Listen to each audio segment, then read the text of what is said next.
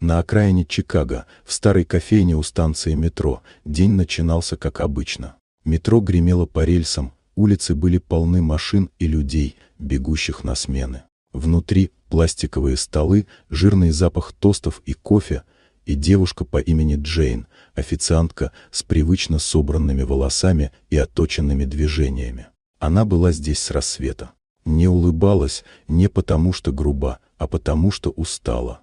Заказчики сменяли друг друга. Пожилые учителя, студенты, кто-то с грязными руками после ночной смены. И вдруг вошел он, высокий, в дорогом пальто, с видом человека, для которого все вокруг — собственность. Его имя было Ричард Кроу. Он не смотрел на меню. Просто занял стол у окна, тот, что под номером 8.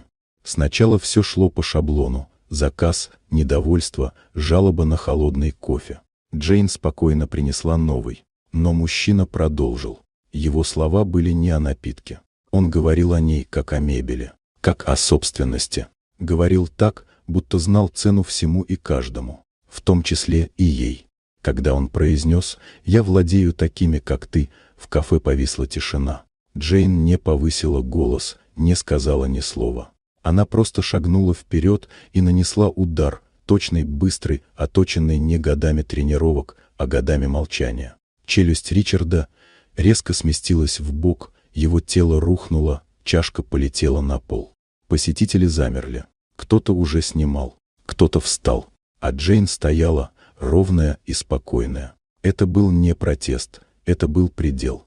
Ричард встал с пола, пригрозил ей, пообещал, что уничтожит ее карьеру, ее имя, ее город.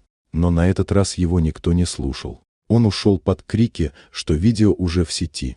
К вечеру видео набрало сотни тысяч просмотров. Анонимные сообщения сыпались в директ. Кто-то предлагал работу, кто-то — слова поддержки. Джейн смотрела в потолок своей съемной квартиры, все еще не веря, что она это сделала. Не ради славы, ради тишины, которая больше не помещалась в ее груди. Через 2 дня она получила звонок. Женщина представилась как Ванесса Грей, теперь уже новая глава корпорации, которой раньше управлял Ричард. Она позвала Джейн в центр Чикаго. Не на допрос, на встречу. В офисе, среди стеклянных стен и кофе с автоматов, Ванесса сделала ей предложение стать голосом тех, кто всегда был невидим, создать внутри компании отдел, отвечающий за равенство и поддержку сотрудников. Не для галочки, для дела.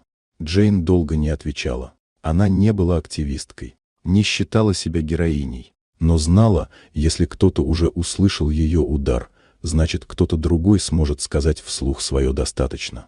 Она согласилась.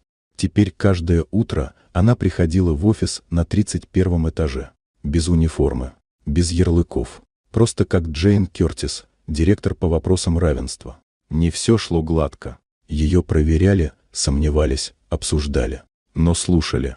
Каждую неделю она встречалась с теми, кого прежде не звали в переговорные: уборщицы, стажеры, охрана. Она просто спрашивала, что сдерживает тебя говорить, и слушала, иногда молча, иногда записывая.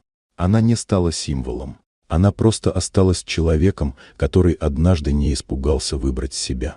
Вот такая удивительная история. Дорогие друзья, если вам понравилось видео, поставьте лайк, а также подписывайтесь на канал, впереди еще много интересного.